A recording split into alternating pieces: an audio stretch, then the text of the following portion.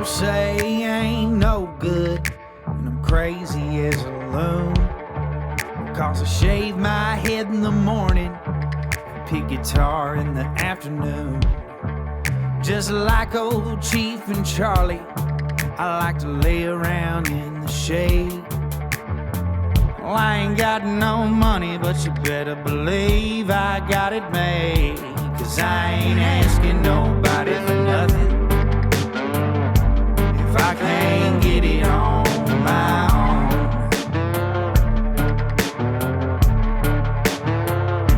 If you don't like the way I'm living, just leave this bald-headed country boy alone. What's up, folks? Thank y'all for tuning into the Josh Terry Podcast. We are here in Nashville. I'm just going to go ahead and tell you right now, if you're sensitive, if you're soft, if you're easily offended, if you're a fucking snowflake, whatever you are, turn it. Turn it now. I've already got your money because you've already downloaded the show. Turn it, because you're not going to like this one. But we're going to love it. If you want to hear some fucked up shit and have a good time and laugh your ass off, I cannot wait to introduce you to these two. I know one of them's been on the show before, but one I've been dying to get on the show. I got Mr. Ryan Nelson, what's the up? fucking real deal Florida man. You're literally what I think of every time I think of Florida man. I'm glad. I love it. Yeah. And then my boy, Justin Andrews. Yes, sir. I love how you dress. I just want you to know that. I wish. You got impeccable style, Justin. He does. Well, thank you. You're always smooth as fuck, dude. Do you know who Uncle Laser is? Yeah, Yes. I met him one time at him, Losers. I seen him at Red Door the other night, and he walks up and he goes, "Hey, brother, I just want you to know that everybody in here might not know just how goddamn flashy you look, but I do." And then he turns around and walks off, and he's shaking his hair. I still ain't figured out how much I like that guy yet or not. Like, I have not had enough conversations with him. I've only had one, to be honest with you, the thing after to see him. Oh, and by the way, David McMahon, make sure you show your Yeah, pretty man. face. Hey, what's up, guys? He's helping me out doing camera today and being on the show. So there's no way between the three of us I could work the camera and do this at the same time. So I appreciate it, Bubba. Yeah, man. Anytime. Yeah, that dude's funny as fuck though. Like I like him. You know how like when, especially you two, you know how when people come to Nashville that are trying to be artists or whatever, you still try to figure out if that's them that you're hanging out with or their character. Yeah. With him, I think it's really him. Like from what I've seen on social media, I think it's 100% him. Yes. I just haven't been around him enough yet to figure it out. You can't fake that. And like me, I mean, I'm always me. That's just me. Like, you can't fake it. There's no I can turning tell you because off. I'm just as crazy as that bastard, and I'm like, no, you can't fake that. You know. Well, when he showed up, he had on these white snakeskin boots. He had his hair all flared out like he always does. And then he had on a cut, and it's colder than shit outside. And he's got a cut-off Shania Twain T-shirt on. And I'm like, come on, baby. Let's go. He has to think I am a fucking dumbass. We went to, I guess after the CMAs, the last ones that they did, we went over to the private party or whatever it was at Losers, and he was there. And I got to talk to him for a minute. And I was like, hey, dude, I'm a fan. I do a podcast. Love to have you on it. We've got some mutual friends or whatever, but I've never met you. Yeah. And he just looked at me like, I don't fucking care. And I was like, oh, okay. Well, I like you, and I know that you probably, especially with podcasts, everybody's got one. So unless you like see somebody's credentials or you see them talking to somebody, like I get why somebody be like, I don't care. I don't. But also too, he wasn't mean about it or nothing. I just feel like that Nashville has got so like to the point when it comes to podcasts and stuff that everybody is yes, you're competing, but like now everybody thinks, well, I mean, hell, everybody's got one. You know, everybody's trying to get somebody to be on. But the thing about it is like you have to do things that are interesting. You can't just sit down and be like, okay, let's just have a conversation. Mm-mm.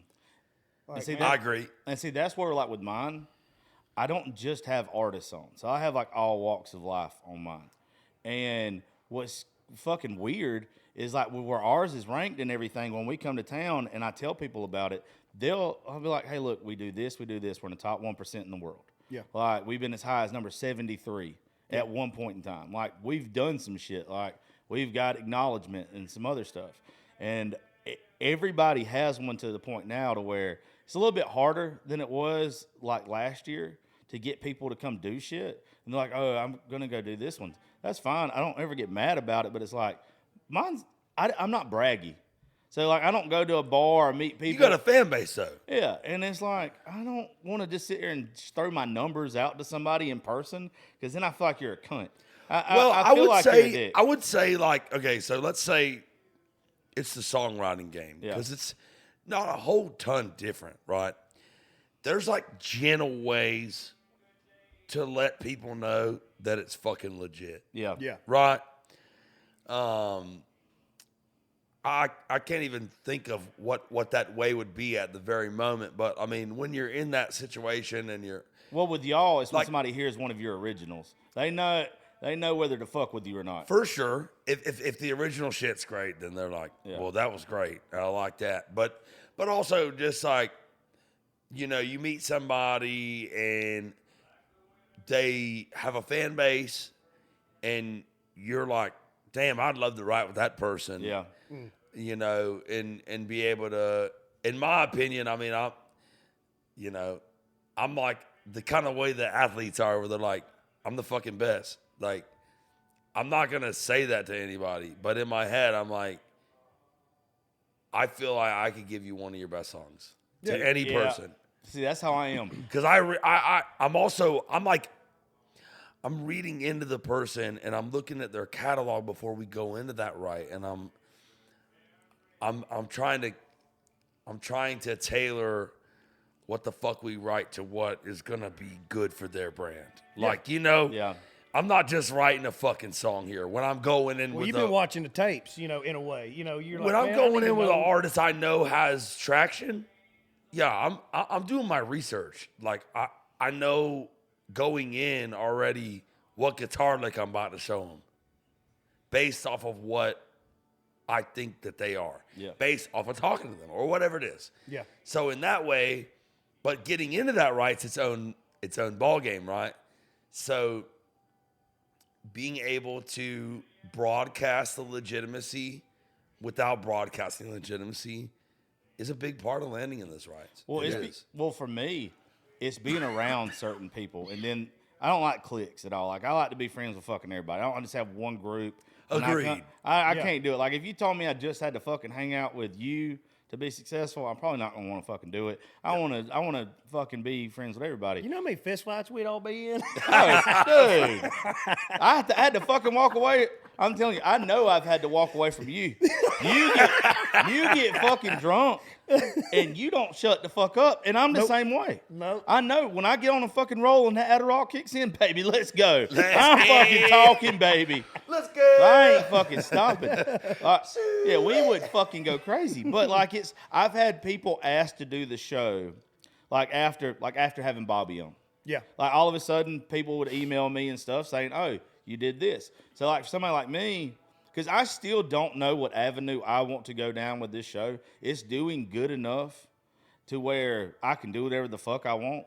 But That's the avenue. But I love country music so fucking much. And there's a lot of like the women we have on this show with like the OnlyFans and stuff. I know it deters like some artist style women that are just 100% artists. They're not going to want to fucking do this show, who I fucking love. Like, I love their music and shit. But it's like, I know that if I keep going down this road... I thought women were supposed to support women these days. I thought being in sex work was supposed to be acceptable. You want to hear something days. fucked up about women supporting women? Back in October, I did that all-female start-to-finish show at Live Oak.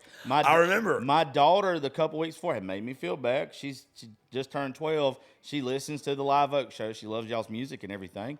And it's where she's like, how come there's not more women on your show? And I was like, okay, got it. I'm going to do this all-woman show, start to finish. And it got shared by a lot of women. It did. Yeah. You know how many actually showed up to support them other women? It was our slackest crowd we have had at Live Oak ever. And there was so many women that commented on the videos and stuff that we put out. I can't wait to hear her play. I can't wait to go support her. Or so-and-so and all this. And it was like, why didn't you show the fuck up? Because women fucking hate each other. Buddy, Let's be honest here. They're like, other. support women. And then they're like, oh my God, that bitch's style is terrible.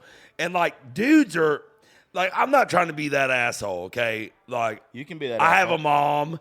I have a girlfriend. I love women. If I didn't have women in my life, I wouldn't be here. Okay, Oh, absolutely. So Of course, like yeah. that's for any of us really.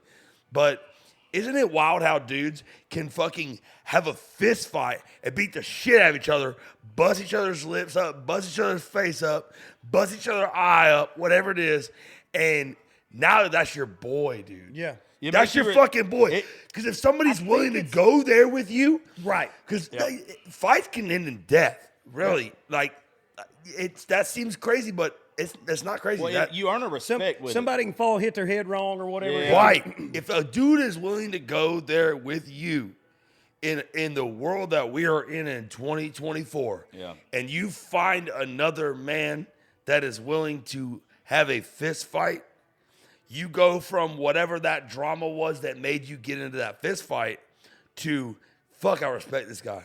Yeah. Because so few dudes would be willing to do that right now. Well, and I was just talking about this exact same thing 2 nights ago. I was like, the way that grown men act these days in this town, in towns across the country, that they, oh man, I'm a grown ass man. No, Well, first off, grown ass men don't go around saying I'm a grown ass man Because you I've- don't fucking have to. I was just telling my lady.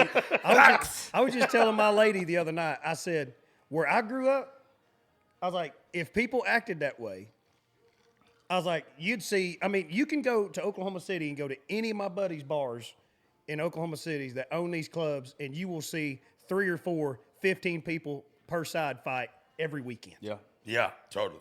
And it is, we don't take no shit from nobody. We don't take no disrespect from you. We ain't gonna let you treat a woman like that. Like, buddy, like, and once you go there, you figure out, hey, buddy, I'm about it. Well, some of us, You know, like, And when you meet another dude that's like That's that's the about same it, that's way. really willing to go there, where we are in 2024, and you, I mean, shit. When I was young, we used to fucking fight, and motherfucker'd walk on the school bus with his nose bleeding, and the bus driver wouldn't say shit to him, and he'd get on the back of the bus and we'd talk about it, Well, you know. Yeah. And like you go from that to like now, if there's a fight, you're going to fucking jail.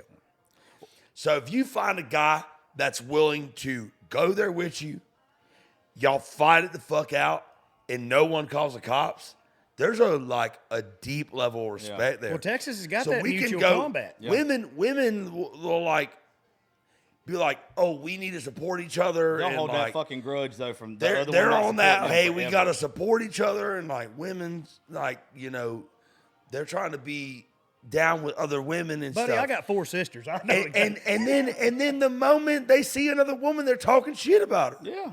And men, I'm not saying we don't, but we'll go as far as punching each other in the fucking face, and then that's your fucking boy after that Well, shit. I've had a theory. That's on your this. boy after that Yep. shit. This is gonna sound fucked up because it's gonna sound like I'm being homophobic, and I do not mean it that way. I love the gays. I love that whole fucking too. community. They're cool as fuck to me. But there were some of us that was raised on Lonesome Dove, and there were some of us that was raised on Brokeback Mountain. Like there were some of us that got to where I mean it's okay to be sensitive. I mean fuck y'all songwriters. I do Right. what I do. Like be sensitive, and that's fine. But we grew up to where Woodrow Call's got one of my favorite lines in any movie. I won't tolerate disrespect in a man. And that's how I was raised, to where everybody else is like, oh, we have to accept this, and we have to be soft, and we have to be blah, blah, blah, blah, blah. But our kind of guys, or just grown folks in general, you can have that altercation.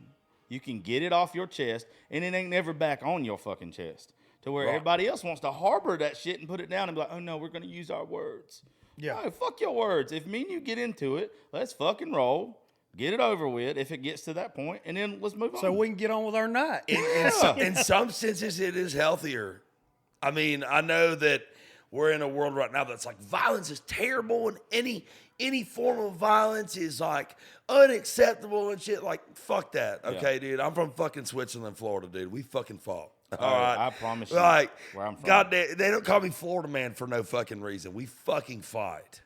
And it was like, I mean, just to sum up basically what we're talking about, like, it was constructive in a lot of ways. Very much so. It builds camaraderie in men in a weird way to be able to go fight it the fuck out and then buy the guy a fucking beer afterwards. Oh, absolutely. And then y'all are all of a sudden, y'all are best fucking friends, and you're friends for 10 years because y'all fought one time in a parking lot. Yeah.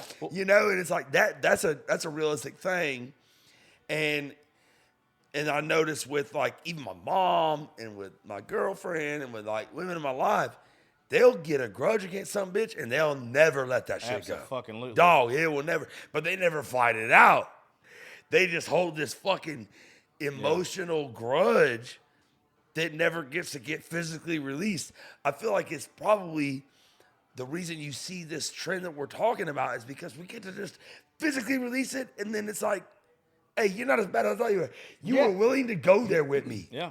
You were willing to go there Well, with me. and a lot where of times, so many men would not be willing to go there with me, so you must be my type of dude. Dude, you know? you just took the words out Yeah. of my mouth. I said most of the time when people fight and they figure it out, they're like, "You're the same motherfucker as me. Right. Well, you when you must know, be like, my type of dude. You're the same motherfucker." Yeah. as When me." you figure You know? out that person, even though you're contradicting or you're fucking complete polar opposites on whatever you're talking about, when you realize that person is just as passionate in their beliefs as you are about your beliefs, and they're willing to go at fucking war with you, you kind of got to be That's like, friendship, baby. yeah, it's kind of like, okay, I get it. I mean, it's something. Like, I mean, if It's I mean, respect. It's got to be respect. I don't know what else it would be. It's respect, and that's what we're missing. I think so much in 2024 in this world is respect. I don't Big need time. to see eye to eye with you on every issue, but being able to respect what you're talking about, and there's the level of if you want to disrespect, I might beat your ass. Yeah. You know? Yeah. Well, it's real cool to be able to sit down with people and that are completely different than you and actually have a conversation, not argue, but have a conversation and find out. I'm a big why person. If I ask you why you believe something, you say because I said so, I'm probably going to lose, or because I think so, I'm probably going to lose all respect for you. But if Right. I ask you something and you go into detail why, I can at least acknowledge this person's done their homework. They know why they believe in what they believe in. They're not just some dumbass that's a sheep that's following what somebody else told them. Agreed. And I I, can love dig, that and I, shit. And I can dig Yeah. that shit now. I Well, love that shit. I'm going to tell you that the thing that bothers me the most in this day and age when it comes to respect and things like that, because respect was my grandfather raised me in his 50s as a roughneck. Oh, in you oil, got in it. oil and gas. And for me, respect is everything. It's everything. And it gets me in so much trouble because people in this day and age, they think that they can just say to you whatever they want to say to you with no repercussions. I don't think they see the line of respect and where it lies like we used to. That's where I don't think a lot of people that disrespect you nowadays even realize where the fucking line is supposed They to be. probably don't, and that's where education comes in. Yeah. Well, And I mean a And different I kind agree. of I education. agree with you. I agree with you. But Well, it's wild because, especially folks that are a little younger than us, that didn't grow up in the same. Because the world is changing rapidly right now. Like a 10-year period right now is progressing way fucking faster than a 10-year period my parents are growing up because of technology and how much it's advancing. And you got all these people online and they're in comment sections and they're able to just anonymously just talk whatever shit they want, which when we were growing up, if you talk that shit, you had to you walk that fucking finna walk get with your it too. fucking ass Well, beat, I mean, dog. whoever you was Sorry, talking shit, bro. I mean, in that day and age, technology-wise, then when I was in high school, if you was talking shit to somebody on Facebook or whatever, you was probably there within that week going to bump into that. Oh, something. Yes, absolutely. sir. Yes, well, sir. Well, what that comment section has done to people, though, it has told people that, hey, you can go on somebody else's page. You can drop your point of view. And if they don't agree with your point of view, like, you can just belittle the fuck out of them. But it's literally points of view, opinions all the way around. Your opinion don't matter no more than me or mine. Like, it don't. It's not fucking math. It's not 2 + 2 = 4. It's literally your fucking opinion. But the internet has made it to where everybody thinks their opinion is the gospel. Yeah. Like, Right. if you say it, it fucking has got to be written in stone. It's and that's okay not to the have case. one, and it's okay to have yours. Yeah. You know, but like just because that's what you think, that ain't what I think. you know, believe it or not, I'm allowed to think on my own. Absolutely. I get even more pissed off when people try to tell me what's right and wrong, and like I don't ever tell nobody how to define their morals. What you think is morally right, I can't tell you if it's right or wrong for me.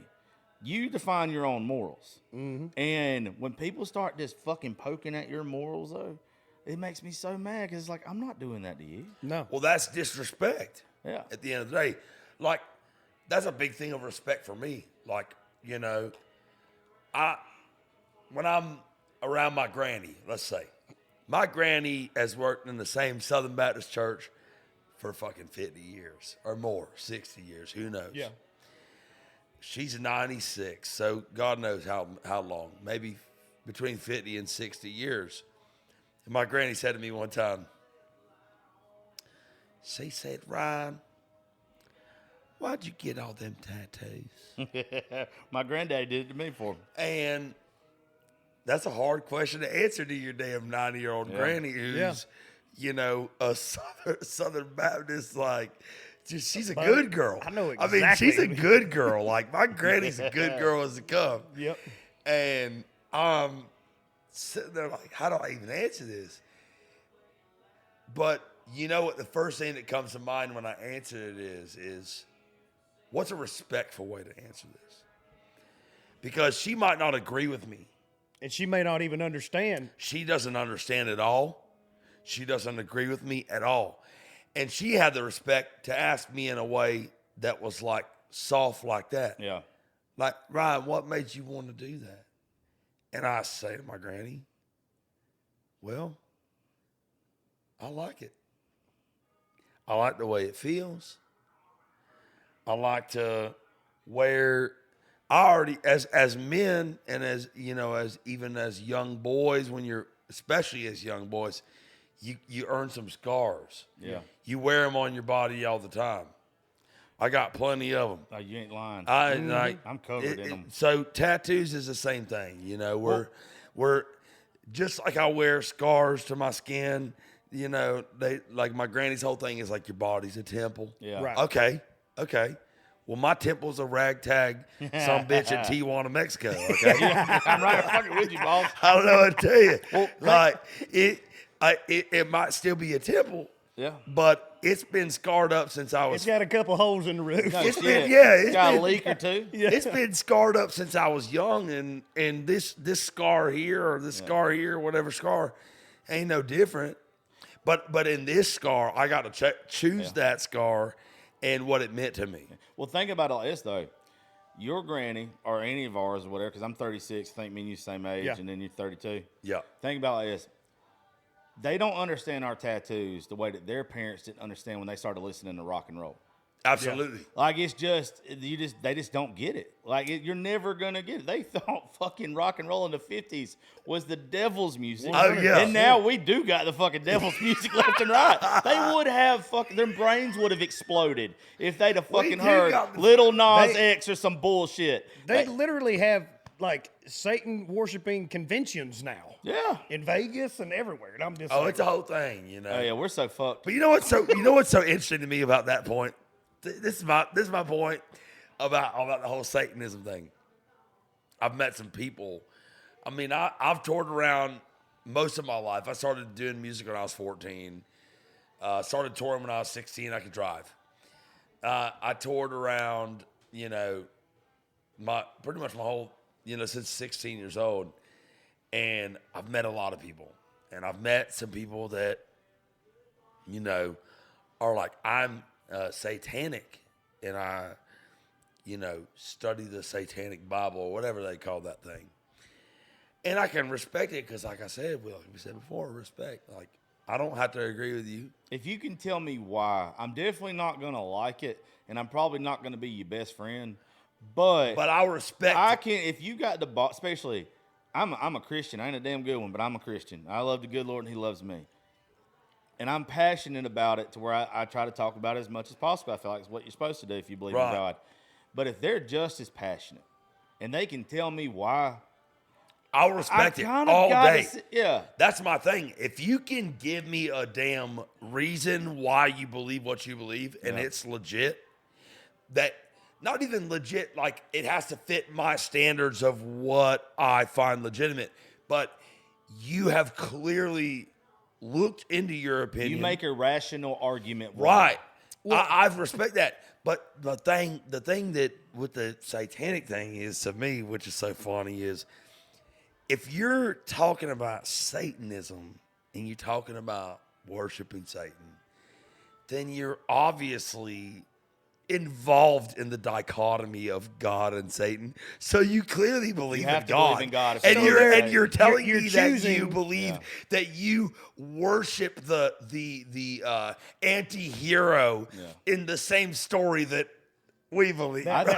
So like it's almost counterintuitive to me to be like, I'm a Satanist, I'm so different. And I'm like, you're literally buying into the same dichotomy we all are. But okay. Hey, you're just in the second chapter of the same book. Yeah, I think Right, it's the same shit. I think the reason why people do that for most time when it comes to Satanism, I think it's because it gives you an excuse to do whatever the fuck you want to without feeling bad about anything. Well, about there's your a whole decision thing making. though. See- There's a whole thing that they Yes. like. I've talked to some of these, like, there's the Wicca thing. They don't necessarily consider themselves like Satanists, and then there's like Satanists. You have like their Satanic Bible, Yeah. and they're like kind of close to each other. One's more like we're witches and we do witchcraft, and one's like we worship Satan. So like maybe the witchcraft version, the Wicca or whatever, is a little less buying into the Abrahamic dichotomy. Yeah. But the Satanists are absolutely like, you have to believe in the God of Abraham to believe in. Yeah, in you're Satanism. if you believe in Satan, you're still drinking the Kool-Aid. If Right, you, if you want, yeah. Well, you know how like it's a struggle. you're To be, still drinking it either way. what's kind of funny about it to me is, you know how like there's a struggle if you're a Christian to get to heaven. Like you feel like you got to battle like every day to keep like some vices down, to follow the 10 Commandments, like stuff like that. I guess if you're a Satanist though, you know without a doubt you can fuck up all you want. You know where you're going at the end of the day.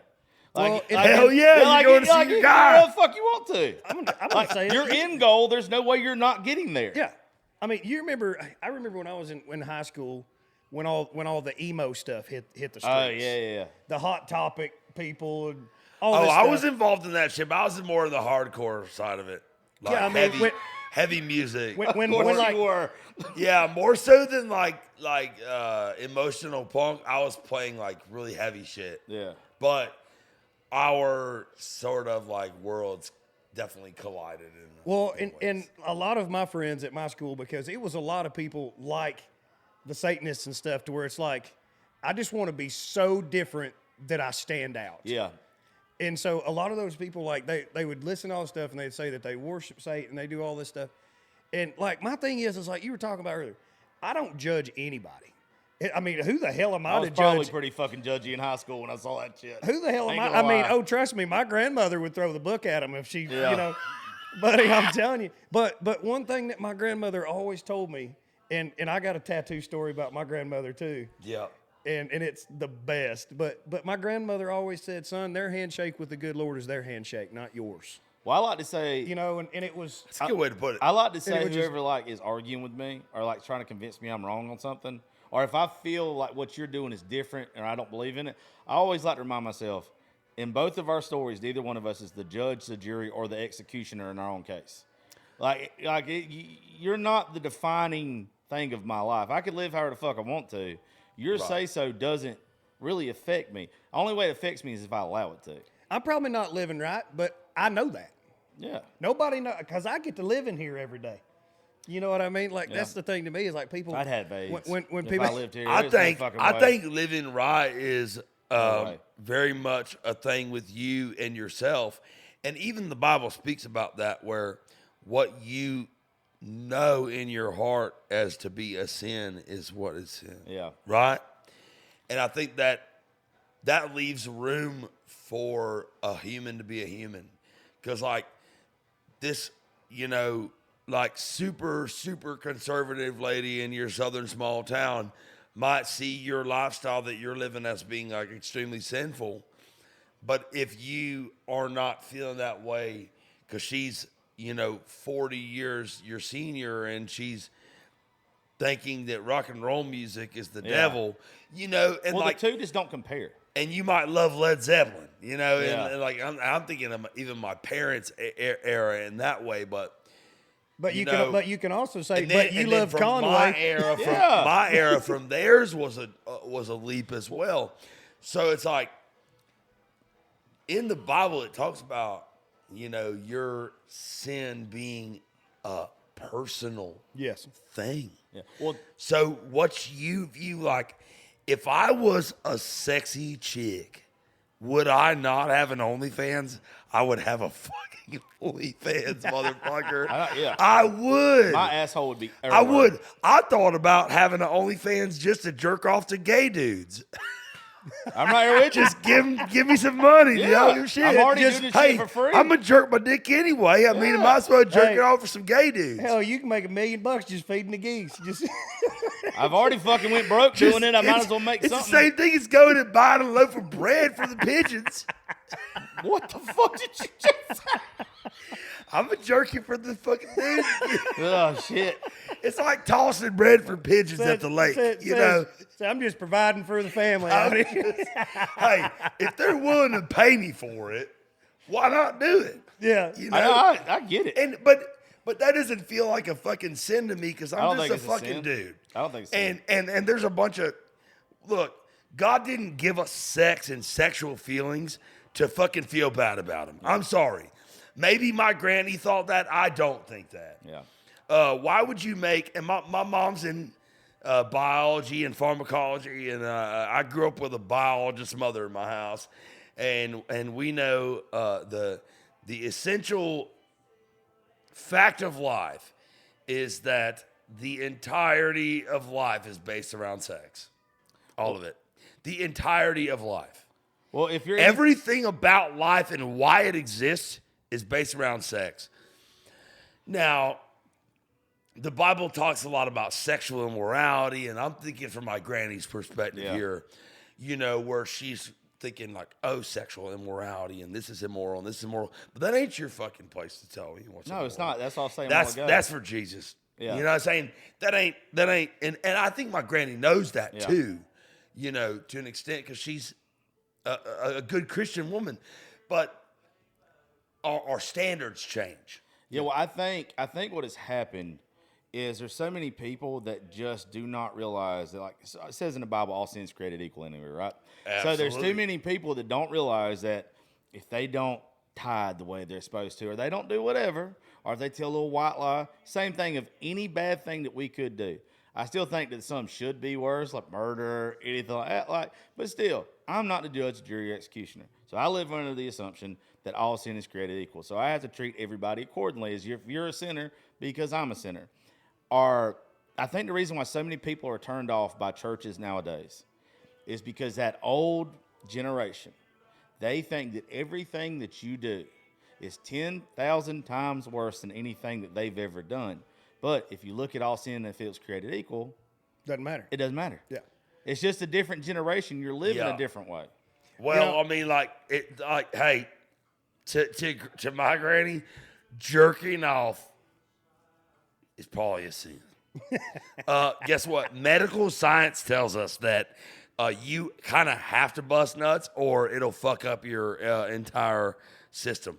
So, like, the idea of that being a sin, and I mean, shit, I studied history, so, like, you look back at how they used to treat If that. you start telling me the history of jerking off, bro, Oh, dude, no, this. they used to put steel. They used to put steel fucking belts and shit Chastity around belts. Chastity young, teenage boys' fucking, genitalia with a fucking piece of steel and shit, so they couldn't jerk the dick. Dude, we fucking jerk our dicks, and you know what? We learn from a young age, and it's actually, we've found now medically and scientifically that it's fucking imperative that we do it, because if you let it build up and stay stagnant, it's not good for you. Well, We know this to be know, true. So why would God, this almighty God who said jerking off is bad, make it where you have to jerk off or you might deal with medical problems. You know what I'm saying? Yeah. No, I get it. You know, I get what you mean. I think if we didn't, there would have been way more world But it wars. just shows you than the there is inconsistency. Absolutely. It just shows you the inconsistency of You what ever we... been ill as fuck and then nutted? Gee, that's what I want to think. Like Hitler, like he just didn't come. Yeah. That's what his fucking problem. Osama He bin was Laden. so pissed because he never came. Osama bin Laden didn't come.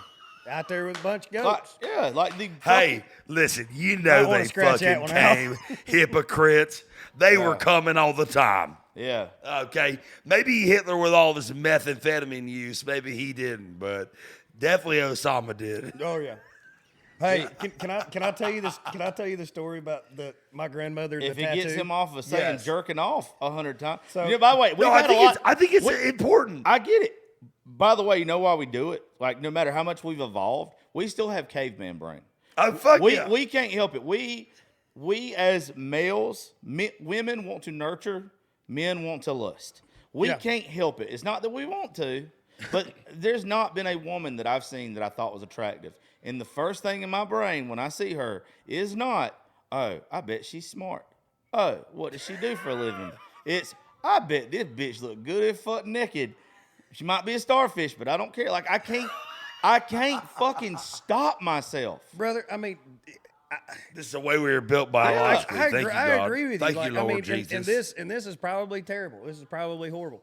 But you don't think that when you look at a woman and you're like, fuck, she's attractive, or you know, like you don't think, I wonder what she went to college for. I've never thought of it. You know, and when they look at us, they probably don't think, I wonder what he went to college for. They don't think that shit when they look at us either. I think with women, I think it's more you just hit the button on the outside. I think it's right. I think with women, it's more when they look at a male, it's can they provide for me? Are they going to be good husband? Are they going to do whatever? Like they're going to be somebody who supports me or whatever. And we're like, Yeah. I hope this bitch sucks a good dick. That's what you think, and you can't fucking help it. Hey, will you turn that fucking fan off? It is 2 degrees. Will you hit the button over there? But, you know, that's what's That made our bitch is species. going down in Man, my shit. chesticles right I here. mean, Will you give me a little dab there?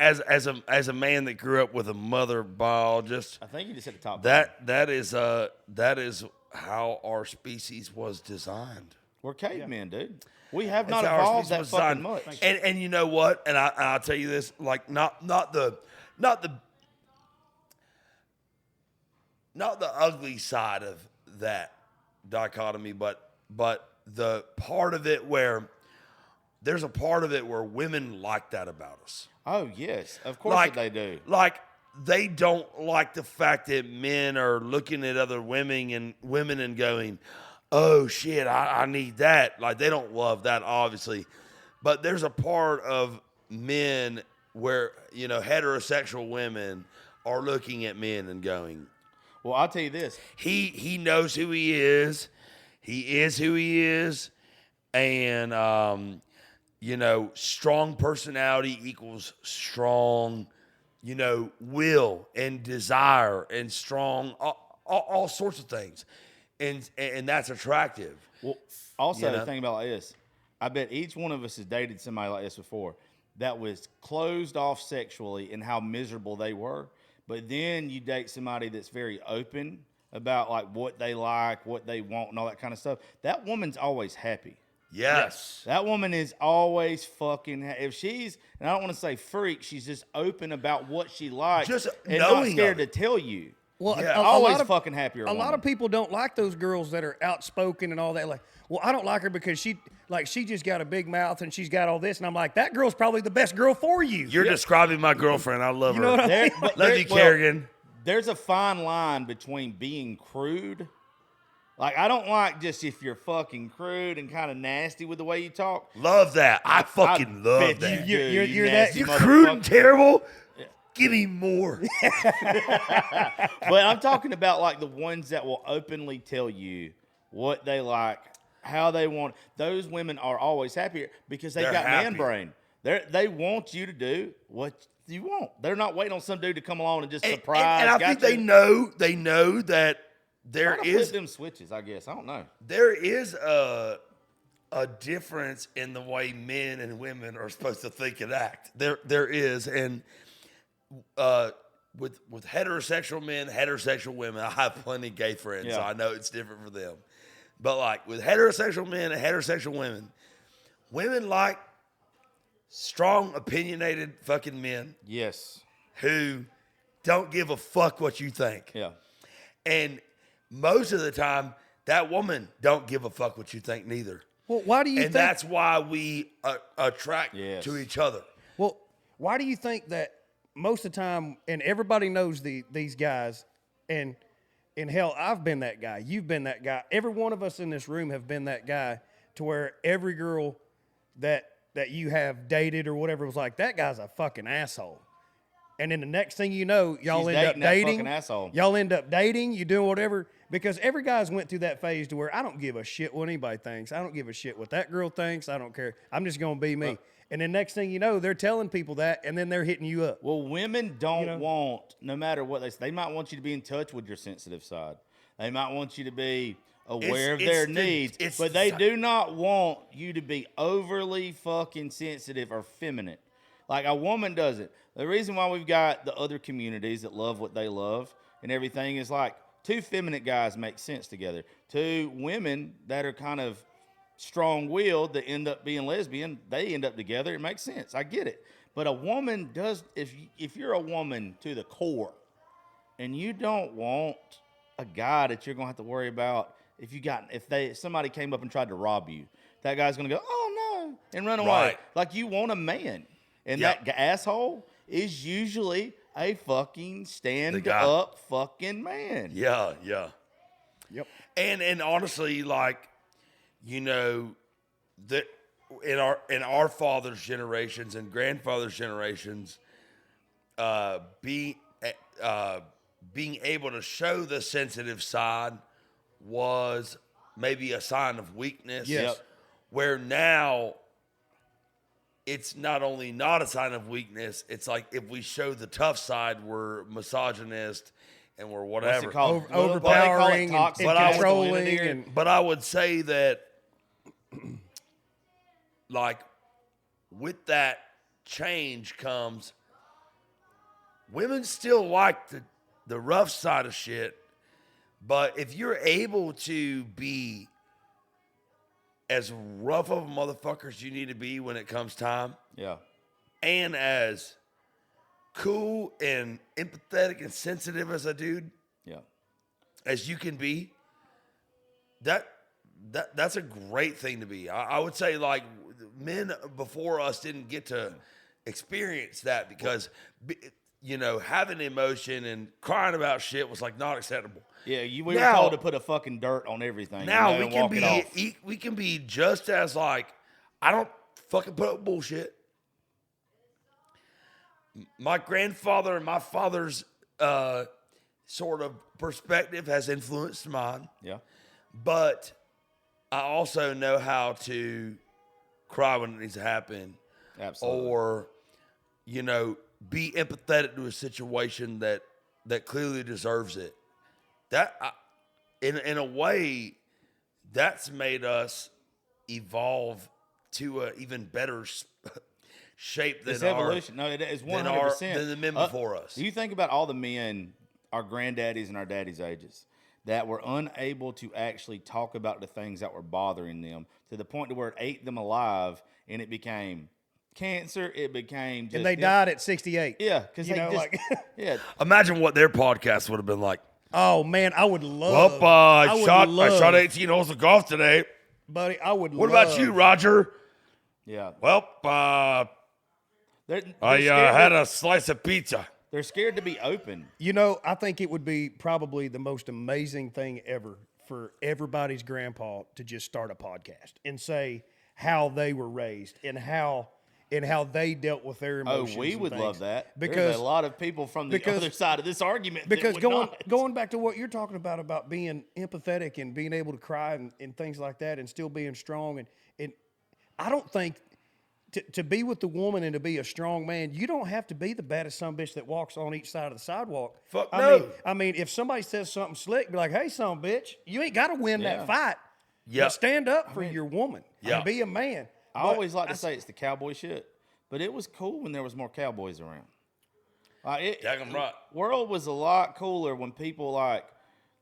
Well, if you saw somebody like you back in the day, like same thing now, like somebody looking at you, not gonna fuck with you. They're not gonna give you shit because they're like, this dude's probably gonna tell me to shut He's the fuck probably up. got 38 in his Yeah, pocket. exactly right. When people knew, Or a 45. Or a 45. when people knew to stay in their own lane because you had gatekeepers, you had people that was like, if you fuck up this bar right now, if you come in here showing your ass, that fellow over there is going to whoop your fucking ass and toss you out. You didn't have people being disrespectful, acting stupid. Nope. And if they did, it didn't fucking last long. And in our society, there's not enough cowboys. There's not enough grown-ass men acting like grown-ass men, or grown-ass women acting like grown-ass women, to damn be Well, the now you gatekeeper. go to jail.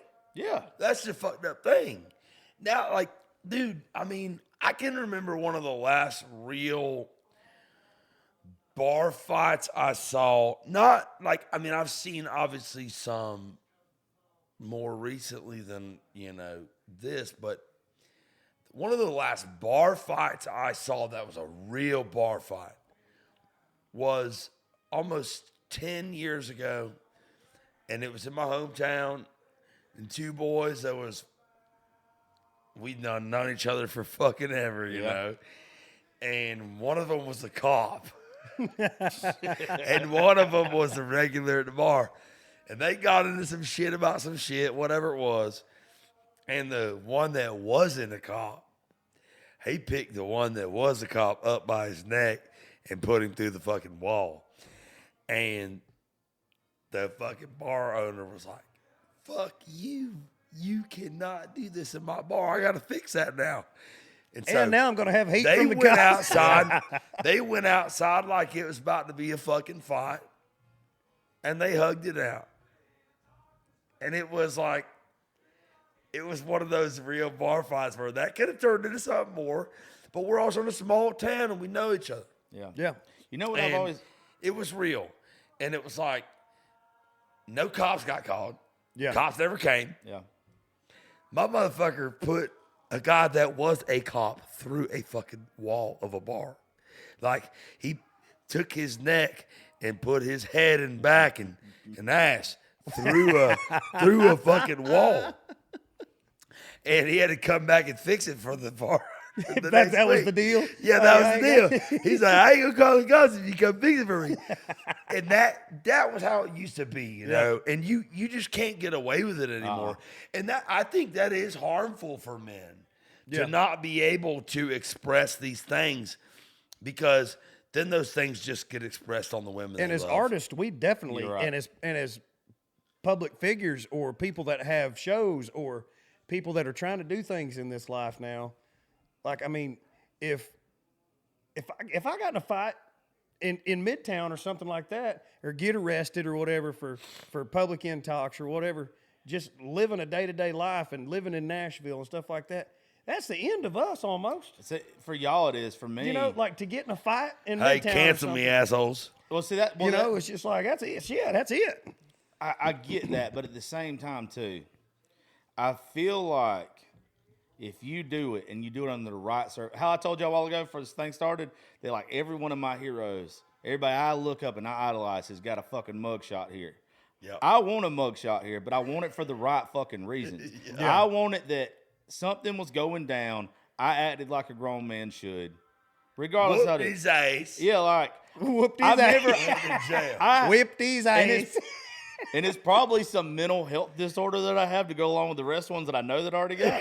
But I don't think that I think for all of us in this room, all four of us, I think if any of us saw a woman and a dude was putting his hands on his woman, I don't think that we would stop and think about the consequences. Without a doubt, that we would would not stop fucking and do think. it. Fuck no. Now, if it was just some little bitch boy talking at the bar, yeah, you sit there and you think about it for a minute. You'll think about your career or whatever. Like you're like, this dude ain't fucking worth it, and that's fine. But none of us would back down if we were put in a situation to where a fucking grown figure was needed. Have you heard about the bystander complex? I don't know what that is. So, like, if someone's going through something dire, like whether it's like someone's having a heart attack, or whether it's like a woman's getting beat up by her man, or whether it's whatever it is, something dire, right?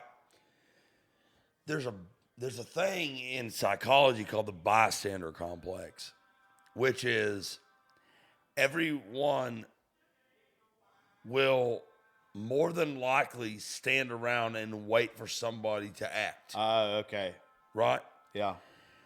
And I think that is a trait in this day and age right now of being more of an old school man like our grandfathers were and our fathers were, where you're going to interject in something that's, whether it's woman getting beat up by a man in public, or whether it's some guy having a heart attack, or whether it's you got to save somebody.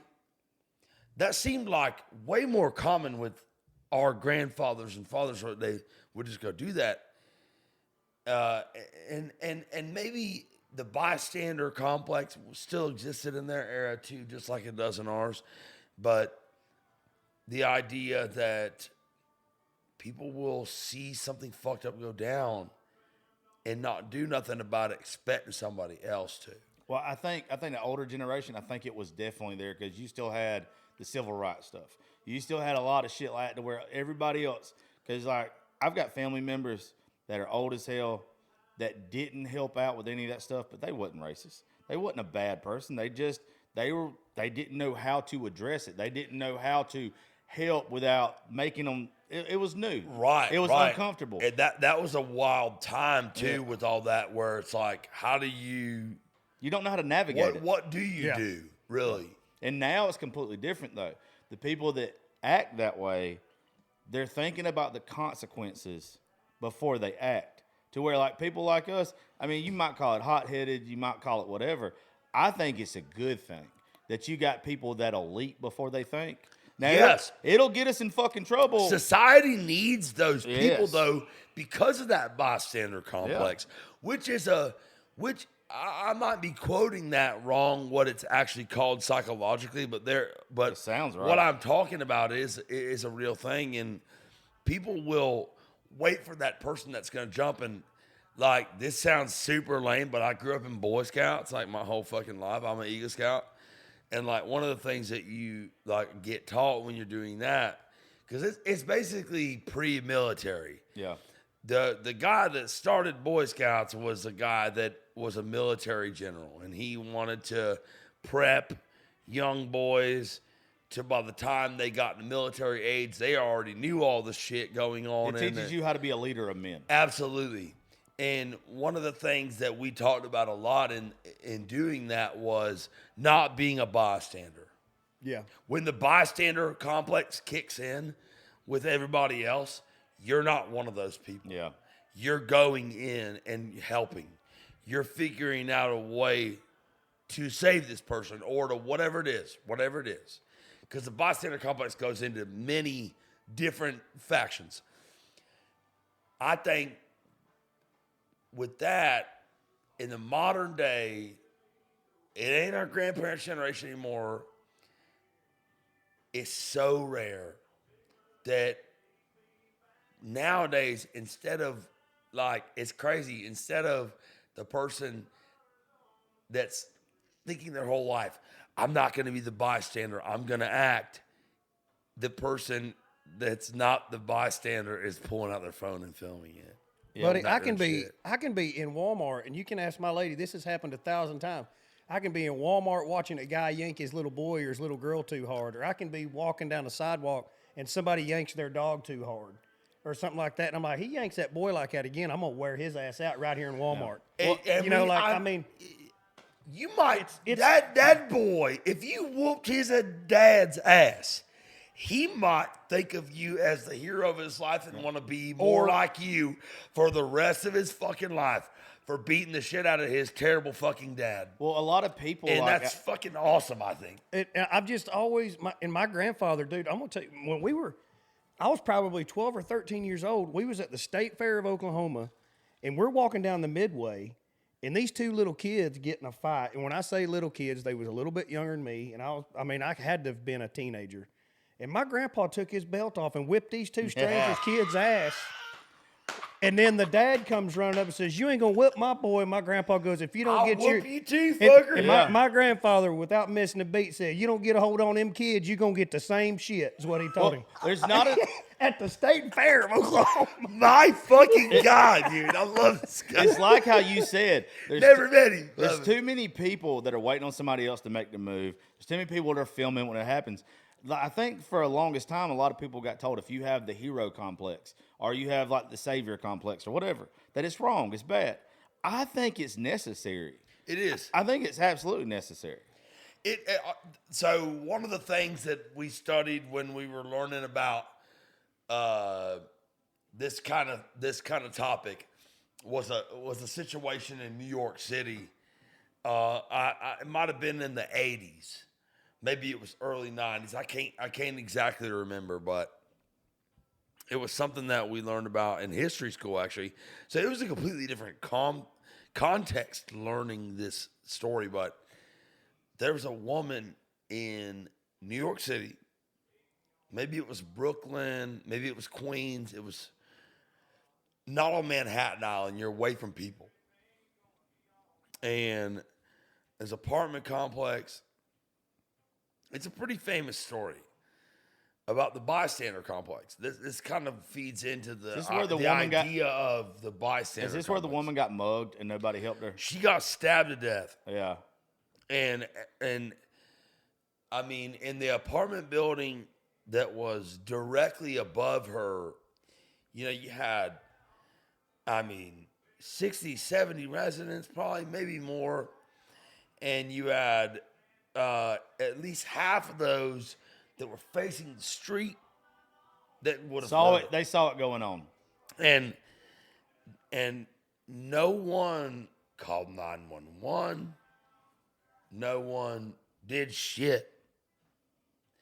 They just listened to this girl get mugged and stabbed to death outside of her apartment and die.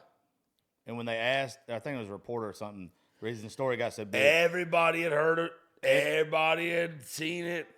and the reporter asked like everybody that lived there, like, why didn't you call for help? Why didn't you get on there and help? And the common answer between all of them was, oh, I figured somebody else was going through pretty much. Like in their own words. Yes. Watch this woman And they die. had all heard it. It wasn't like they ain't dumb. We're people, dude. Yeah. We got ears and eyes for a reason, Yeah. We see shit going on around us.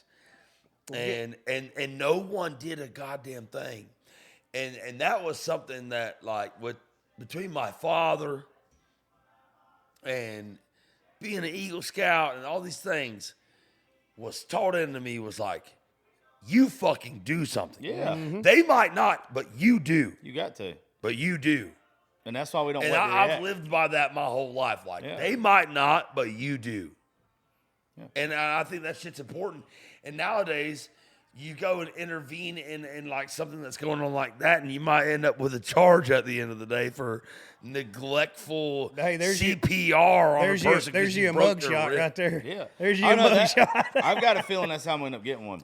My Outback Steakhouse that I worked at, I saw two people damn near choke to death in my restaurant through my 10 years in the restaurant business. And my first damn restaurant, Sonny's Barbecue. I know y'all got them in Georgia. I'm a Sonny's guy. My first Sonny's table. So we went by row, right? 1, 2, 3, 4, 5, 6. Seat 2, 1, which is row 2, seat 1. Somebody died of a heart attack in that seat right before I started working there. So there's like, are we going to see his ghost at seat 2, 1, But like, I didn't even know that was a thing when I first started working in business. Like, people die. Yeah. Yes, people fucking die in restaurants from trying to swallow shit that's too big. All the time. And you, as me, who's like raised that way, like everybody else could not be doing shit. You do though. You're the kind of person that does. Yeah. And I was brought up that way. And I had 2 people in my time as a server choking to death at their seat. And my instruction by the restaurant was to not touch them. Nope, can't Because do they'll it. sue the restaurant. Really? They'll sue the I restaurant. didn't know that. And they'll sue me. I'd you just- have to get sued. I'm about to say, I you ain't They'll gonna- sue- sue no, me. I ain't gonna let nobody die. Dude, If I I can help. mean, You're going to sue me then. dude, one time, so the first time, dude, this was some crazy shit. My girl, Karina was a sweet chick, dude. Like, she was like 40 something when I was like 18, you know? She was like my mama at work, you know what I mean? And Karina was my girl. And I came to work one day, I walked in the front door and I see Karina standing over her table. Like, she's the first thing I see, like, straight in the front door, Karina's table. I see Karina. Hold on, She's before you tell looking this at- story, hit pause. I got to piss. I don't know if y'all. Okay, we're back. Piss break. We had to talk some real shit for a minute. But no, what I was saying is across all of the boards with that, as far as you being a musician, if they're listening to this, they already know you're a musician. They want to know who the fuck you are. Like, Right. and I think there's too many people that are actually scared, whether it's something that I do, something that you do, or whatever, to let out the realness because you're like, oh, some people's gonna talk shit or whatever. But the fans you build that make a connection with you and your realness, it's like, even I can't sing, but when I hear you sing a song that just hits me to the core, I feel like I can relate to you. I feel like I want to hear everything that you have if you're relatable to me. Yeah. Well, you can't sing a song all day, every day. You can't put out a new fucking song all day, every day. But you can put out who you really are. And then that's where people are going to identify with you the same way they identify with a song. And then all of a sudden, you're not just their favorite artist. You're one of their favorite fucking people. Mm-hmm. And that's how you become their favorite artist, by becoming their favorite person. Yeah. We've talked about that shit for a long time. Like, when I was coming up in town, I was in the same office with Luke Combs and Riley Green and Muscadine Bloodline. And I credit all those guys for helping me mindset-wise, helping me know what it looks like to be the thing that's about to happen. You know, you can't help but notice. And the times that I got to have with those guys where we're just talking that real shit and like getting to know each other like on a real level was like, that's the kind of thing on a podcast. Like, you know, back then you wish you could have got that perspective on these guys. Yeah. But at the same time, as the artist or whatever, you worried like, damn, are they going to cancel me? Because I said, I don't think you can get canceled anymore. X, Y, or Z. And I'll just tell you right now, I'm uncancelable because I don't give a fuck what you think. I ain't signed to no label. I ain't signed to nobody.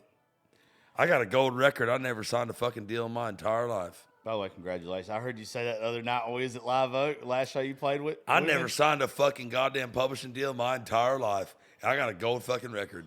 So I never gave a fuck what anyone thought anyway. And, you know, thank God for that. Thank you, Dad, and thank you, Lord, for instilling that in me. But, you know, I think now I'm like, sometimes I try to be a little political. Yeah. Where I'm like, well, you know, I am an asshole, but do I want everybody to think I'm an asshole? Not really. So maybe I'll try to hold my tongue and shit. And now I'm just like, dude, cancel me, dude. Well, look what it did for Morgan Wallen. I don't think anybody can be canceled anymore. I think your social media can be deleted.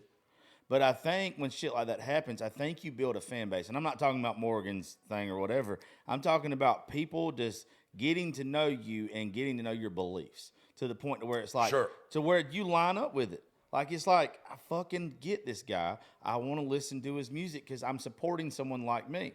Anytime you've ever connected with a song as a kid or whatever, it was because it made you think about something in your life.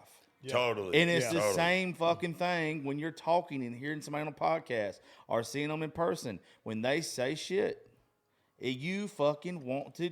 I've never met Cody Johnson a day in my life, but I know for a fact that's cool my cat. fucking guy. Yeah, cool Like, cat. that's my dude. The shit you see on social media, the stuff that he posts, his songs that he puts out, he is the kind of dude that I'd go to fucking war for. Yep. And I don't know shit about him. Right. Besides for just that stuff. And that's the same way I feel like every artist has to be. He's not thinking, he ain't never thought, hey, if I say this, am I fucked? But he's not also saying shit that no one else is thinking. Well, He's not so far right or left.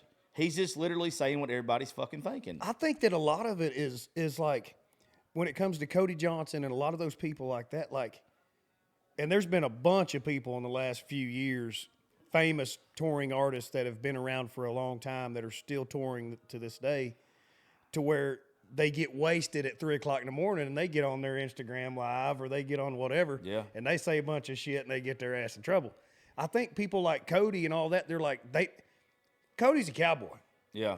You ain't gonna catch him. And that's it. You ain't gonna catch him at 3 o'clock in the morning drunk on a live somewhere. No. Yeah. You know, like, I mean, well, people always try to catch me on that shit. It's easy. It's easier for people like that. Cameras come out.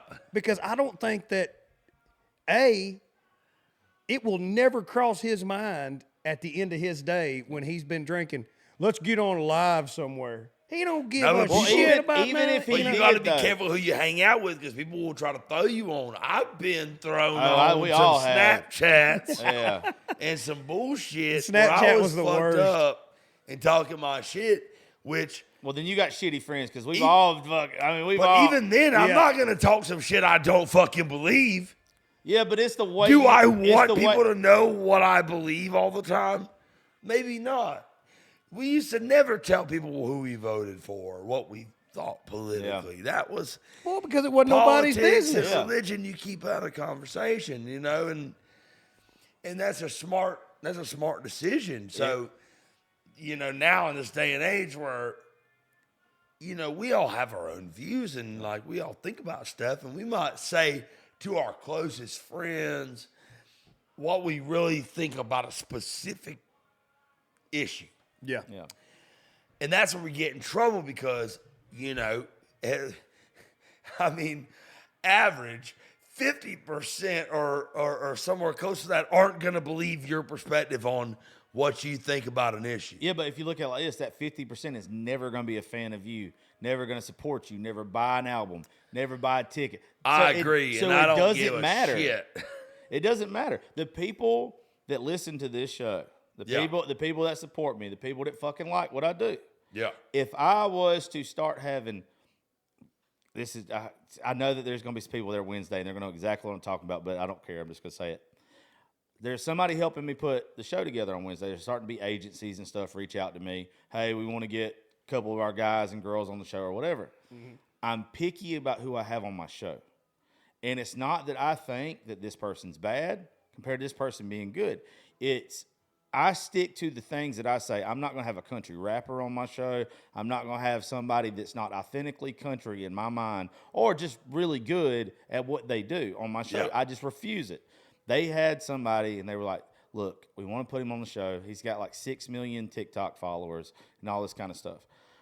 I already don't like this guy as far as an artist goes. I don't know him personally, don't know shit about him, but I don't like that. And when I told this person, hey, I don't want this person on my show, but you've got somebody that's got 1,200 followers on Instagram that I think is fucking awesome, it blew their mind. Like, it's where those numbers really at the end of the day don't mean shit. Like, talent, right. Y'all both know. Y'all both have wrote some badass songs. Y'all been around people, and you've seen people and like, why the fuck have they not made it? Why have I not made it? But this fucking clown has. Right. And with me, I don't want to put that clown out there. I want to put what I think is real talent. And it builds my audience where they trust me on my opinion. I was just thinking that, like, I respect the fact that the people that are listening to you, they're letting you be their curator. Yeah. Yes. And like a big playlist would be, you know, where You know how much faith they would lose in me though if I was to have on the show after I've said time you and time have to again, curate as a necessity because of your fan base. Yeah. You have to curate. Well, I don't want to lose their respect to where if I had somebody like that on the show, or I had like there was a country rapper on a group show with us one time, and they literally asked me on the spot like what I thought about their music. And in the most respectful way, I said, "You're obviously selling tickets. People like it, but it's not for me." Like, I'm not going. How did that go over? He didn't like it, but he didn't dislike. I don't think anybody. Well, I mean, ever, how can you dislike it? That's like saying you don't like apples because you like Well, oranges. you know what's crazy to me? So, like, thinking about all that, because obviously I didn't love that fucking shit early on, but I have a Jelly Roll. I have 2 Jelly Roll cuts, and I like Yellow Wolf. So, you know, it's a weird topic for me, but what's so wild is in the countryest ass places, you got your fucking Cowboys, your Keith Whitley fuckers, your Merle Haggard fuckers, and then you got your Yellow Wolf, your fucking Jelly Roll sons of bitches. That is a part of country ass Southern culture. I'm from the South, so I don't really know much about other cultures, rural cultures, like I do the Southern culture. But in the South, you know, we got a lot of black folk, man. We got 90% of the black population of the country in the South. Like, rap is a part of our culture. It's a part of a lot of people's lives. And so it's weird, like when it comes to like country ass living in the South, both of those things are sort of represented. And you might have people like, yo, I don't really fuck with that, and that's okay. But like that shit is equally a part of Southern. There are certain ones that cross over. That is just so good, it's undeniable. But it's also I'm a Yellow Wolf guy. I do like Yellow. I was not like. There's one Jelly Roll album from back in the day. It's him and Little White, and I had that a long time ago. I like that. I've always liked the stuff that they've put out, or Jelly Roll's put out, that hasn't been more like hardcore rap. I don't really know how to define it, but this new stuff that he's came out with, and his story. If somebody was to walk in here right now and said that they didn't respect the fuck out of that man, and just admire his story, where he's came from, what he's been through, what he does, and like see that dude's heart, they'd be a piece of shit. What I'm talking about is like when you've got people that are just so delusional which everybody knows that there's a lot of people make shitty music. Yeah. But there's a lot of that shit that's with that community, and I don't think Jelly Roll, I don't think Yellow Wolf should be put into just that community. I know what you're saying. You know what I'm saying? Too. Like, I know what you're saying. But there are some that are so fucking bad. So bad. That it's like, how do you even consider this fucking I almost want to throw out like 3 names right now, but I'm not going to. Yeah. God bless them. See, I'm not even like, as far as his music goes, like Ryan Upchurch. But as far as what he does on social media, as far as him playing the character, as far as how he talks and how he's passionate about stuff, I've got a lot of respect for that dude. Me too. You're not going to find me at one of his concerts, but his fan base is massive. He's obviously fucking killing it.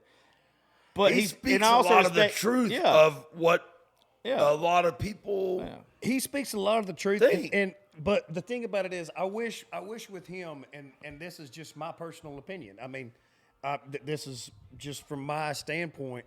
Like a lot of the stuff, I wish people like we was talking about earlier. People want to know the ins and outs of you. They want to know. Yeah. They want to know the inside scoop. They want to be inside your home and want to know what's really going on in your life every day. And that's what that's what they want out of you. But I think a lot of people want to feel like they're part of you. Yeah, in your life. But a lot of people out there, and I'm just using him as an example because you know. But there's a lot of people, and he's one of them that I've noticed that when I guess when his mother or something like that had bought a house in his I know name or exactly where you're going with this. something, I'm like, was too man, much. this is too much that you're giving to people. This is your private life, like that stuff that I would never. I don't want anybody to know all of that stuff. Well, think of it like this. I mean, in a way, you know what I'm saying? No, like, yeah. Well, think of it like this, especially with him. Even though he is talented in what he does, it's just not for me. Like, I can't take that away from him. When you've built your whole career off of social media, I feel like you have to keep feeding into it, and you don't know when to stop. Yeah. Now, like, there's a lot of people. Shock value matters. Yes, that's in what his career. That's what I was especially. getting to. When you get to a point, because there's no way, like, it's got to be the same way to writing a song, to be honest with you. Like, some days you just ain't got it. Some days it's just not there. If you're working in social media and you have a day that's not there, and there's low-hanging fruit for you to grab that is drama, and you know that if you grab that low-hanging fruit and you put some drama out there and your shit's going to explode that day, when you didn't have nothing at all, like when you're just having a bad day and you don't have anything, none of the creative juices are flowing, that low-hanging fruit gets a whole lot easier to start grabbing. yeah, Right.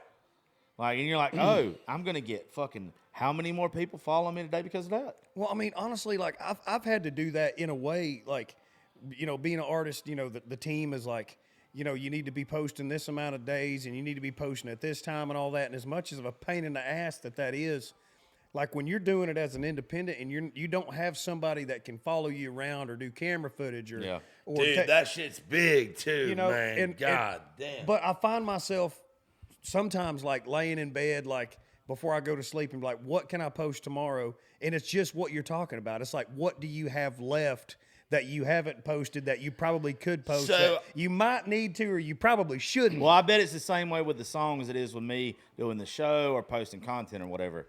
It's never when I force an idea that I have a good idea. Right. It's always when something just fucking out of nowhere hits me and it's like, oh, that's good. But that's literally going back to the purest level of what you do. So I was having a conversation with a couple of artist managers before I came in here, and I brought this point up, and this is like, I mean, this is true of the music industry now. So like, there's being great at art. There's being great at your art. Great songwriter, you're producing the kind of record you want. It's coming out sounding like you want. There's great at art, and there's great at marketing. Oh, yeah. Most of us who are great at art aren't great at marketing. Okay? That's just the way it is. I'm not shitting on anybody that's great at marketing that's an artist, okay? I'm just telling you, most great artists aren't great at marketing. Well, think about it like this. People who are actual, like, physical artists, talking about paintings and shit and all this kind of stuff, right? Sculpting, right? They're good at one thing. Like, if you had fucking Michelangelo, he painted a certain way. If you had a sculptor, he sculpted a certain way. Yep. You guys are artists, and you're good at what you're good at. We weren't supposed to be great at marketing. Yeah. That was never the point. No. And so I've been an artist my whole fucking life, man. I've had to live with this shit my whole fucking life. This is a quote of mine. If you use it, just remember I said it. I really wish that wasn't your camera. If you whoever did like 4 or 5 times, I wish is, it was actually that one. Whoever's it is, I don't know which one. I'm so glad that you know that was yours. So, with artists, if you are natural to marketing, that's awesome. Like my cousin Olivia is great artist and also great at marketing. So I'm not shitting on that. Yeah. Okay. But like most great artists throughout time were quirky, fucking weird bastards. Absolutely. I've known that I was an artist from the time I was a young person. And marketing and business are not the fucking things that I thrive at. or I'd be a fucking rich business person. Yeah. You know? Yeah. Because I'm driven and I'm good at whatever the fuck I'm driven at, you know? So like, if my drive was business, I'd be a fucking millionaire, you know? You know why you're like My that, though? drive is not business. My drive is fucking art. You know why Yeah. you can't do anything else and you're like that though? Is because whatever song or whatever you're writing, you're so passionate about it. You don't want to have to play off another gimmick for your song to be acknowledged. You want it to be, I want to be acknowledged on the talent of the just how good of a fucking song this is. If I've got to go take a fucking picture or I got to do a TikTok or I got to do something else just so you acknowledge how good this is, it makes you feel like you didn't do a good job. It makes you feel like, fuck, if it hurts your fucking feelings. There's definitely an element of that. That is what. But even Well, as it hurt, we you know. know, we know that that's Yeah. part of the job, and we'll go take a picture, or we'll go make a video, wherever. But like the guy that is okay. I'm not trying to be a dickhead here, okay? But I don't care if you are. I'm fine with you being a dickhead. I don't care if you are. My first- motherfucking show. We good, baby. The first thing I fucking think of is Warren Ziders. Yeah, He was sitting there like, wait, which one's my camera? that one. Okay. Warren Ziders is sitting here like this. He's like, hey, I'm gonna sing a song.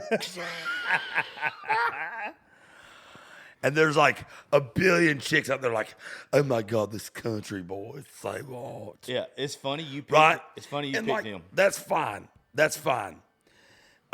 Do I think he's not a country fucker? I don't know. Well, it's, Do I think he's a cowboy? Probably not. But either way, it's maybe funny- he is. Maybe he fucking is. I don't know. He wears a cowboy hat.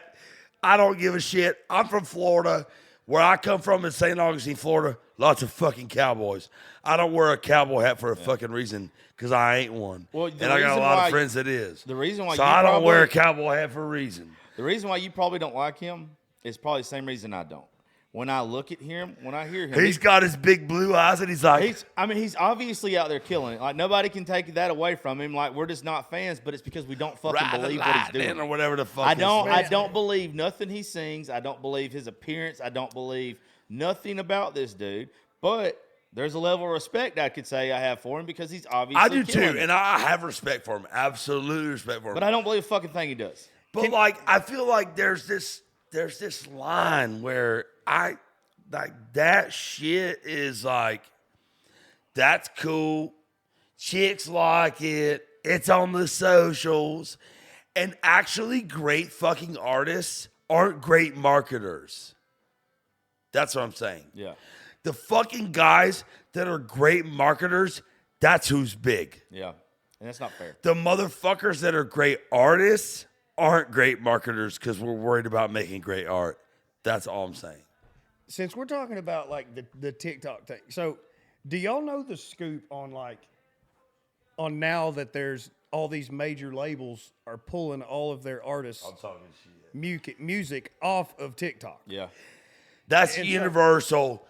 I read about it the other day. Universal, they said it like they were tired of The artist wasn't getting people paid. taking the artist cut shit. Yeah, there's it's got to almost- be it's something almost else. like- it's almost a None of these likeness. big corporate labels give a fuck about you. So there's got to be something else where they weren't making money somewhere. Well, I just but figured they'll that it was- disguise it as that all they want.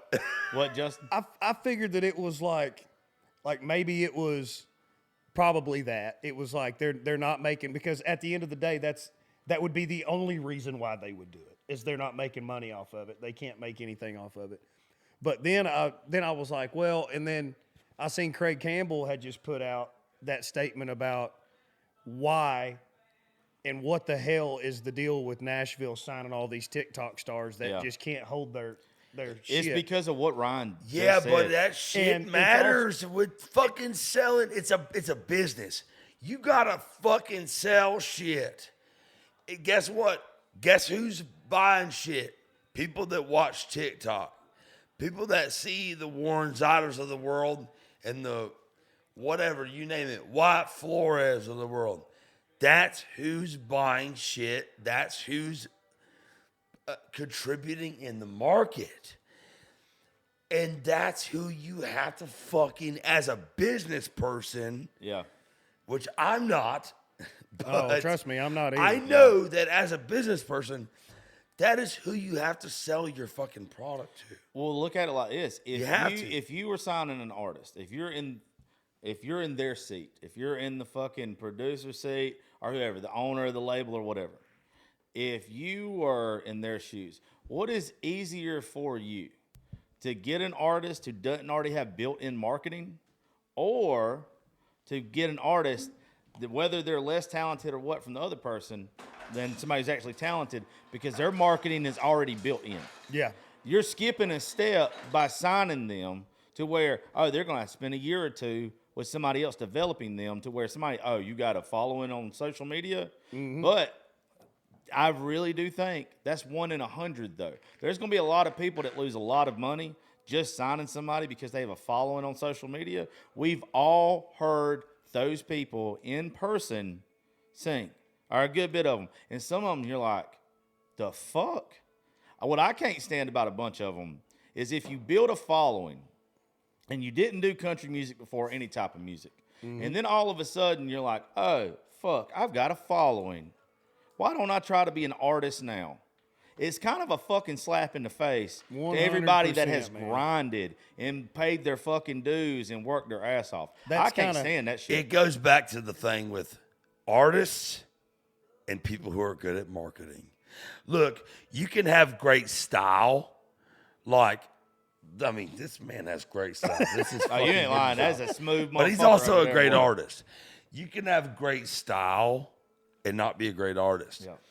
You can have great, there's all sorts of things that work on socials that don't necessarily make you a great artist. Yeah. So you can go in and have this following off of, you can go into a studio. I'm a producer, dude. I can come in and make you sound fucking great if you suck dick.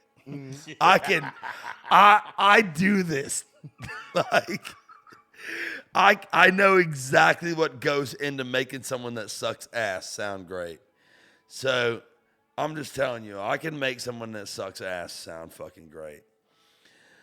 What makes the person that's great at marketing different from the person that's great at art? Not a lot anymore, because I can make your marketing ass sound like you're great at art. I think there's huge. You know what I'm saying? I think the longevity is different. I think that you'll have these people that there's going to be a shit. How you used to have the one-hit wonders or whatever, and all that kind of shit. Right. I think you're going to have a lot of flash in the pans that have a short term of success, to where you guys and people that we actually admire and look up to, it might take you longer to get there, but once you're there, you have staying power. But in this modern world, will there even be long-term success anymore? Well, yeah, absolutely. I think that there's. I don't think it'll be as many. Shit's changing every 5 years. The world looks completely different every 5 years now. Yeah, but think about those people that have wrote those all-time songs that we've always listened to. That shit ain't never going away. That's why I feel good about the Riley Green cut that I have, because in a world where shit that mattered 5 years ago doesn't matter in any way, shape, or form anymore in media. Shit that mattered 5 months ago doesn't matter anymore in media. Yeah. So, in a world of shape-shifting and changing media, I have a song where I wrote that, with Riley Green, and he's not the biggest country artist ever, but that song in particular, I have people come up to me and tell me how it impacted them when they were in high school or whatever it is. And I'm like, damn, I wonder how many songs going forward will even be able to have that kind of impact. Because shit is if you do something 5 weeks from now, no one gives a fuck. Think about it's insane. How many of your favorite songs was never a single on radio? Tons. A bunch. Okay. That's the point. A great song is a fucking great song. You're going to have that shit. You have people that are going to have short-term success. But one of the things that I love, and I try to push this with the younger artists that come around, and that just anybody that's around me or whatever, you have people that have temporary success. Do you want temporary success or do you want a legacy? Do you want to be that guy or that woman who writes a song that in 10 fucking years, 20 years has the same effect on people as it does right now? Or do you want to be somebody who's writing shit? And I understand it's a job for you guys. So That's all I ever wanted. That is all I ever wanted. You got to write shit for mailbox money. I get it. Like you've got to do. It's a job. I never approached it like that though. I approached it exactly like you're talking about, and that's all I ever wanted, and I got it. Bobby I got it. The first show I ever did with Bobby when we went to see Gail when he had the shave coming out. Yeah. He said something that I quote to the fucking young guys and girls all the time that's with us. He said, you got to write one great song before you can write a lot of good ones. Yeah. And that's how I think. Like, but it's also, I hear songs that you guys hear, and the stuff that, like I just said, our favorite songs ain't even a fucking single. Yeah. That was 30, 40 years ago. Yep. You're not going to have a lot of that anymore. The only people I can really think of that's right now that's doing it to where I could really see myself listening to in a couple years, 20 years, probably Eric Church, probably little Luke Combs. Morgan Wallen's got something that I just really fucking like. I don't know. Like, there's something I really dig. I do too. But who else can you sit here and say? Because Culture Wall. Yeah. I'm a big Culture Wall guy. Yeah. I Sturgill fucking Simpson. love his shit. Like, Culture Wall, like, and I love Sturgill and I love Jason Isbell. Oh, fuck but yeah. Dude, like, I like old Isbell. I don't like on new a Isbell. random What the day fuck? where because I listen to a bunch of genres. I don't just listen to country, man. Okay. That's another thing with this business. Like, I'm a country fucker from goddamn a small town, but I like all kinds of shit. And when I'm like, I want to hear country, I ain't putting on Luke Combs, okay? Yeah. I'm putting on fucking Culture Wall. Or I'm putting on Brent Cobb. I like Brent Cobb. You know, like that's where I'm going when I want to hear some country. I ain't putting on anything that might sound like it might even be close to what the fuck is going on. If there's even a doubt in your mind, yeah. It's cowboy shit. Like that's like Culture Wall, especially. Culture Wall's writing cowboy songs. Yeah. Like, That's and because he is. I ain't no cowboy. I'm not. I'm never gonna claim to be. My daddy did some cattle work in his life, and my daddy done impregnated cows with his hand up their coochie and shit. That ain't me. I'm never gonna claim to be a cowboy. My dad can. You got to hear a song we wrote. It's called "Ain't No Cowboy." But like, That's fire. But I grew up around cowboys. I know what the fuck that looks like and what that means to be a cowboy. And I know enough to know that I ain't one. You know what I mean? Well, when I listen to country music, I grew up around cowboys, motherfucker. I want to hear that shit. Yeah. Yeah. That's what we listened to. Whether I was a cowboy or not, my fucking boys was cowboys. Yeah. So we were listening to that kind of shit, and like that's what I want to hear. I want to hear the real shit. And if it ain't cowboy shit, I want to hear the blues, like the real blues. The real blues. Or I want to hear 90s Alan Jackson, George Strait. Like I want to hear something that's real. Okay, the go. I don't give a fuck about anything that's coming out right now, to be completely honest. To go with your point there, though, that's all stuff that you grew up connecting with. Mm-hmm. That's why you'll always love it. But everything that you just mentioned there, it connected with you on such a deep fucking level that you'll never be able to forget it. Right. And the new songs that are coming out, think about, there's not anybody that's going to, how you said a while ago, 5 months ago in social media, don't matter now. Some of these songs that are coming out, who's probably the biggest or one of the biggest people right now on radio? Stapleton. Okay. Name Stapleton. I love Stapleton, but name his last 3 singles. I remember Millionaire. Okay, but that's probably going back. But I ain't listening to any record, to be honest. I don't listen to any music. What are you listening to? To facts. Yeah. That's a badass song. One. But the thing is, it doesn't matter if it was 90s rap, 90s country, or whatever you grew up on. There are certain songs that have staying power. Yes. They have a legacy.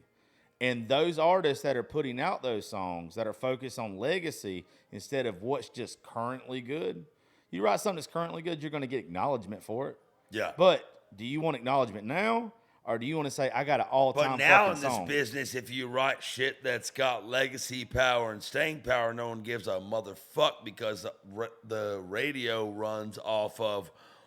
They have formulas and goddamn Tempos. And they have the whole shit to say what's gonna be a hit and what the fuck I'm writing and what the fuck you're writing ain't no hit. But Well, go ahead. I'd never they never won't even allow realized it. this. What'd you say, Justin? I'd never even realized this until about maybe a year and a half ago. So I've been at Seagill almost 2 years, and I didn't realize this until I think I was with Mark Irwin or somebody like that. Speaking of old I Alan love Jackson, Irwin, me dude. too. I did some vocal demo vocal cuts for him. I Dude, love me that and guy. him and Tim Nichols wrote a son of a bitch this Shit, 2 or yeah. 3 days ago. That's a great guy for you to be teamed up with. Yeah. And so we were sitting there talking about this song that we had wrote, and I'm pretty sure it was Mark, and I love Mark to death. He's such a great person. And he said when it came to when you're pitching songs, if your song plugger is pitching these songs to these artists or whoever their, who their contact is, who their go-to is with either the label or the artist directly or whatever, they said that they will look at the song name, and if the song name is not really that enticing, they'll pass before they even hear the fucking song. Yes. Well, see, here's And that kind of crushed me. I'm like, so you're not only saying that it's hard for us to even get the song to somebody that they'll like. If they don't even like the song name, they might not even listen to a song that means a lot to me. I would do the same You thing know, if I like- was getting songs pitched at me, though. I mean, If I didn't like the title of it, I'd probably be like, I'm good. What you got? I know this is probably going to be completely against the grain of how it's supposed to be done, but if I was an independent artist, I think what I would do is I would write the shit that I absolutely loved. That's all I would write, and I would put every single thing that I do on social media. And I would just blast it and blast it and blast it until I wrote the next best thing. Because, you can look at people I'm just going to take Tyler Childers. I like Tyler Childers. 5-6 years ago, nobody liked Tyler Childers or Zach Bryan. Nobody gave a fuck until they did. Right. Like Brian Martin and me are buddies. I know y'all know Brian. I love Brian. Brian. He showed us not long ago, probably beginning of last year. We were sitting at Live Oak with him before he played one of my shows. He showed us his Spotify. And from 2017, it was flat. 2018, flat. 2019, flat. 2020, flat. And then one song. He had been putting out music. He'd been writing the same way. But it took one song, and then all of a sudden, everybody goes, views your back catalog. They listen to it or whatever. But he remained doing him. And I think that's what happens. If you're talented, it just takes so goddamn long. It takes so That's how fucking this long. record I'm about to put out. It's been fucking 10 years, Nashville. It's about time. But I think, though, if you stay true to you, then eventually it's going to come back around. There are people now, let's be real. There are some motherfuckers that their day ain't never coming. And it's sad. It's sad because they busted their ass. But there's a couple of them that just ain't got good friends They to tell usually them. figure it out Yeah. after a little well, time. I mean, I look at it as I've always said this: if it was for the want to, Yeah. if it was for the want to, you'd have everything you We'd ever all fucking be wanted. good. Well, Yeah, I'll that'll tell you this. This is one reason why I wanted to do the show with both of you guys. Is first time I heard Justin, first time I heard you, same effect. I knew that something was different. Yeah. We knew you was a bunch of assholes. I know. I'm a fucking asshole. I'm the biggest probably fucking dick in this room probably. But I've heard the shit you've done, and I connect with it. First time I heard you do fucking is it way back? Way back when? Way back when? I fucking sat there and I was like, what the fuck? And then it wasn't the truck. I have fucking bump. It wasn't the truck all the time. And I know some of the stuff that Justin, I don't want to give any titles of it that he's played for me because stuff's getting released soon. Yeah. But same fucking thing. Right. And I think I'm a good enough connoisseur now of what good music is. Yeah. That it's even when you have a great round, you guys stand out. And I know that if that doesn't, we all look at people and be like, if they don't make it, I'm fucked, right? You guys probably, it might take longer because you don't fit the image of what everybody else wants. But there's no doubt in my mind, people like y'all are going to write a song that is just going to knock everybody on their ass to where you ain't got to be great at marketing because it's so fucking good. How long did it take fucking Stapleton to actually break through? Yeah, 20 fucking years almost. Well, I mean, I walked up into his 21 office. years, actually. 94, he moved here. I think I was reading about he moved here in like the early 90s, like 94. And Traveler came out in 2015, so 21 years. Well, I mean, shit, White Horse that he just won a Grammy on last night, he wrote that song 10 years ago. Yeah. There's no telling what And he's got dude, fucking I've put back. actually been, I literally said that earlier. I said the exact same thing. I used to look at the shit that I had done in the past and go, well, I'm way better than that now, you know? But actually, Stapleton inspired me in that way to go, don't write off the shit you did previously, you know? Go back and take that shit seriously. And I went and started looking back into my back catalog from years and years ago, and I found some fucking great songs, dude, that might be more relevant right now than they were. Then. Yeah. Of course. And I'm like, I get it, Stapleton. I finally get it. Because I'm looking up songs I wrote 7-8 years ago, and I'm going, damn, that would I think you just got to remember, just because the fucking world don't tell you it's a great song, don't mean it ain't a fucking great song. Right. It just means the world ain't fucking listening yet. Well, and this is what I've said. You know, I told Wade this yesterday when I was at his house. My friend Wade. Wade Satt?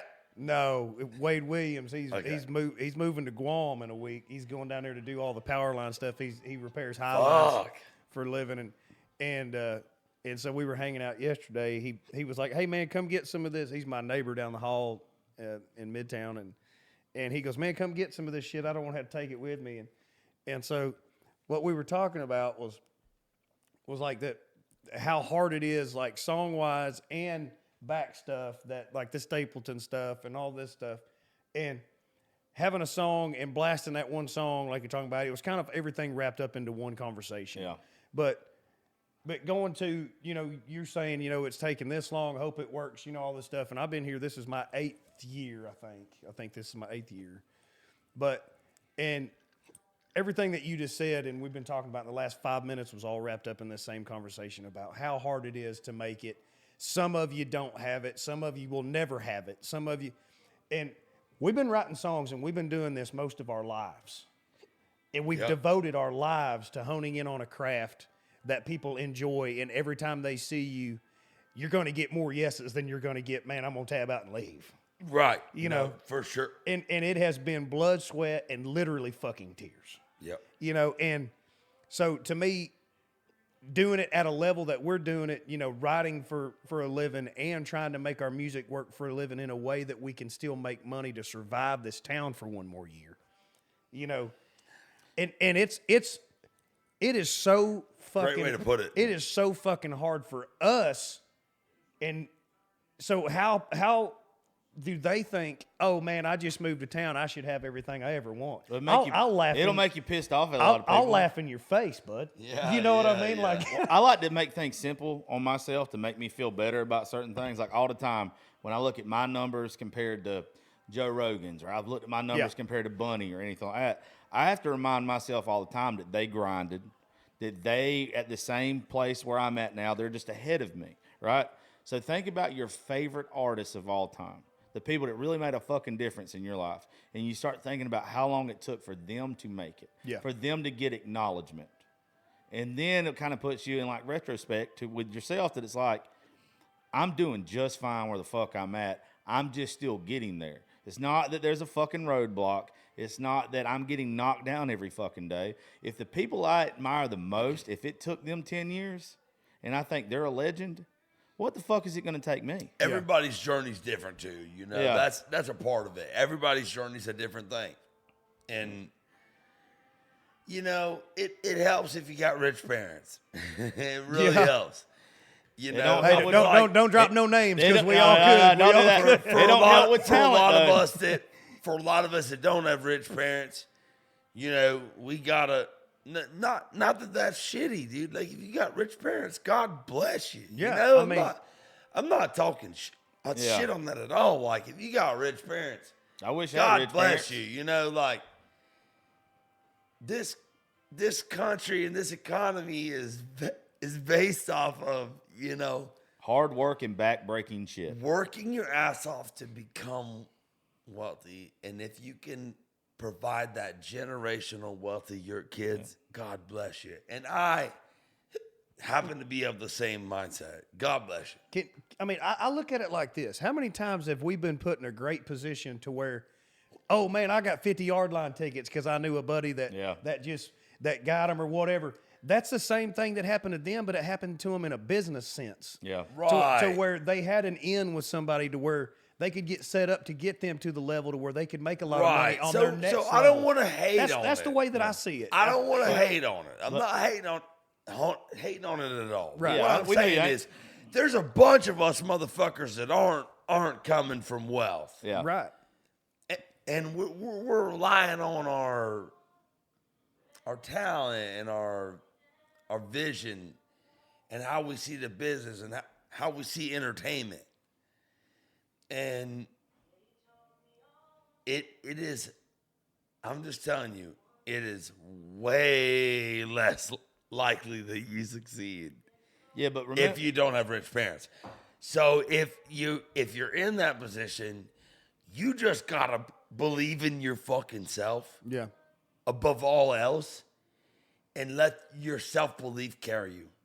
yeah, but And that's remember, all you got. but remember this, and we'll kind of end and wrap this up because we're about 2 hours. We'll definitely do another one of these. But I feel like we can talk fucking all night. Oh man, Yeah, I'm in the zone. But remember this: it's easy come, easy fucking go. Shit, 100%. easy shit that you've earned, and like even think about this, dude. The way that y'all are having to live, the way you're having to grind, the way you're having to work your fucking ass off, you're gonna get song ideas, and you're gonna get just whatever's gonna make you from your journey. To where these other people, they get it handed to them. So when it's time to write a song that touches people, that makes a fucking difference in somebody's life, where do they get that inspiration from? They're Well, going to have to reach out to writers to where you guys are literally They gonna be get the it one from to write. Ross Copperman. And I don't think They y'all get it realize from goddamn too, Shane McAnally. everything y'all just talked about in like the past 20 minutes on this. Me sitting here listening, I hadn't said much because I just honestly just been soaking this in as a young artist, Yeah. new artist, just still trying to find my bearings on Still this. 23 years old, a Being baby. able to listen to everything y'all just said, especially the last 10 minutes, like with what you just said about Stapleton being here that long, and also what you just said about going back in your catalog and not writing things off as bad when you just because it's old or just because when you first started. Right. Me personally, and I know any other young artist listening to that is going to take what y'all just said, and they're going to take that to heart, and that's I'm going to help. glad. That's going to help a lot of people. Yeah, I'm glad. Just Well, sitting here listening right now, it just helped me a lot. I'm glad. Yeah. I wish that people, when I first moved to this town, I wish people, instead of, that was still kind of good Nashville and kind of transitioning to the Nashville it is now. I mean, I consider good Nashville is when we used to go to Red Door on Tuesday nights, and every producer and every person in the whole Everyone was there. in the whole town. And ain't no yuppies was there. It was just us, motherfucker. But I mean, in those days, and you know what I'm talking about. That was good days, dude. People would give you that knowledge. Yes, they would. And they would share it with you. And now would. it's just so expansive. don't- Motherfuckers don't want to. They're not just gonna throw out that knowledge. Motherfuckers used to just give you knowledge, You know why, though? When it Because- was small, motherfuckers used to just give you knowledge. And I remember all those guys that gave knowledge to me.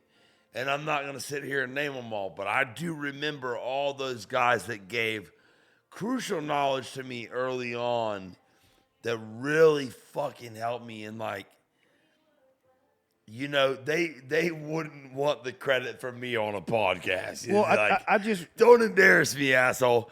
But like, that was the shit that really helped me. And Yeah. I've had a lot of people, to be honest, like, motherfuckers call me the mayor all the time. You know why they call me the mayor? Because I help people. I talk to the motherfucker that no one cares about. Because I was the motherfucker that no one cared about. yeah, and I was that motherfucker from Florida that no one gave a fuck about. I talked to that guy at the bar that come up to me that no one gives a shit about. I care. I'll give them that advice. the same advice that we was getting in 2015 that was crucial fucking advice to how we built our mindset Yeah. in this town. The people right now don't give you that shit like they did back then. And for me, Well, they don't realize there's a big enough piece of the pie. My y'all were paying it when y'all were forward is coming that- up, everybody was fine sharing the pie. Well, and now nobody thinks you they- would, now they don't and think this there's was enough. this was the days when it was starting to change a little bit to where your Chase Rices was getting signed, and everybody changed their hairstyle, and everybody had their hair standing straight up. to everybody God. was Eric Church for a while, but everybody all of a sudden was Florida Georgia Line. And then but those going back Sick. to what you were saying that and then it wasn't too long after that, the whole curve changed to where if you went to Red Door, everybody was so scared to say anything because they was so terrified that you was going to get a leg up on them in the industry. Yeah. And I wish that it would go back to getting to sit down with people like you and no, this was before. Hey man, can I get a selfie with you? Can I fucking take a picture with? Yeah, Nobody it's did like, that can I shit, learn- man. Can I learn from you? Nobody That did any was of that where shit. It was back then. They would, can I learn? They would from walk you? up and say, "Man, can I have a minute of your time?" And these song pluggers, Can I these learn producers, something from you? I don't want no Everybody. picture. I don't Everybody. want no. Back then it was. I don't want a picture. I don't want none of that. I want you to teach me something. You know who was that guy for me? And I'm gonna give him a shout out. Still wish it was Rob camera. Williford was that guy for me. Yeah. Like when I was Yeah. young here, and me and Job Fortner became really He great is friends such a early fucking on. beast to me. I like him so much. And Job had been touring with Luke a shitload, so he was like on the road with them every weekend, or every week in general, Wednesday through Sunday or whatever it was. Well, me and Joe became really great friends. So when we would go out and we'd see like Rob or any of the guys from the Luke band, obviously that was kind of our guys that we knew. And Rob Williford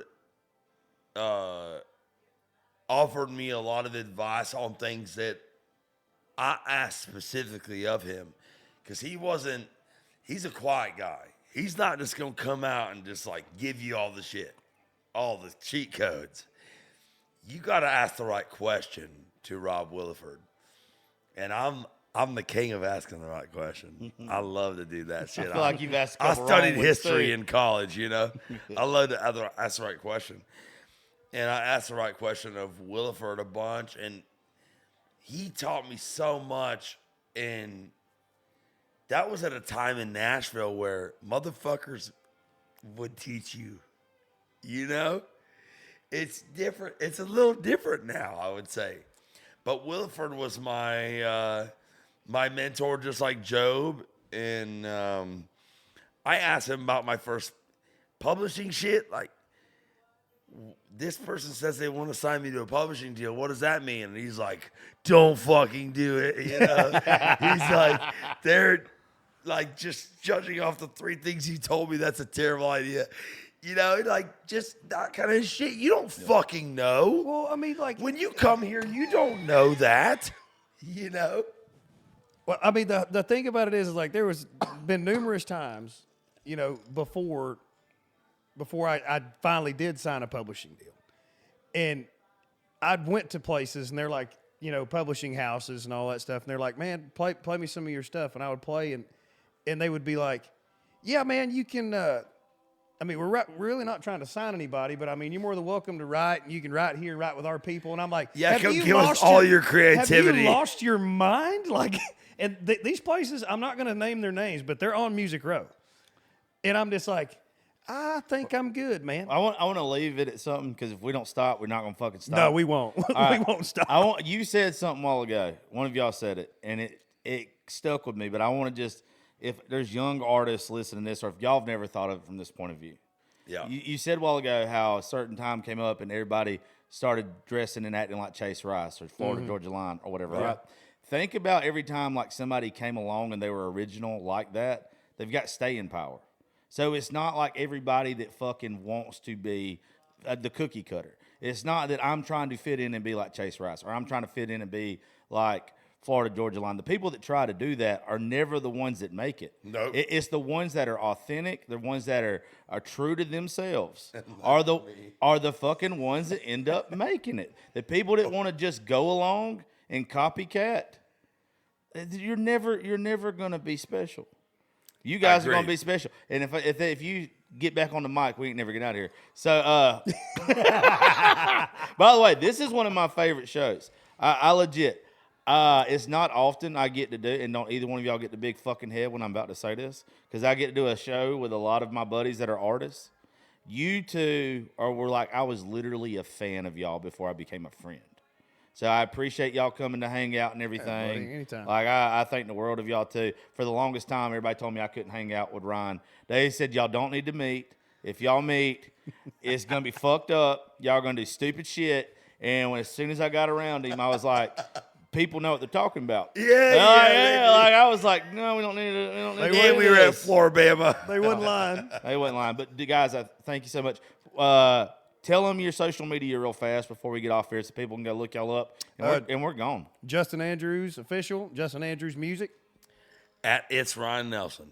I'm telling you guys, check all their stuff out. Justin's just fixing to start dropping stuff. Well, you'll hear more about that next month because we got some special shit we're doing with Justin. Ryan Nelson, I'm telling y'all, go look up every fucking thing this man has ever I got a put new out. record coming out this year, starting February 16th, and going. We're gonna do some singles, and then the rest of the record. Y'all, you got one coming out the 16th? February 16th. The next one.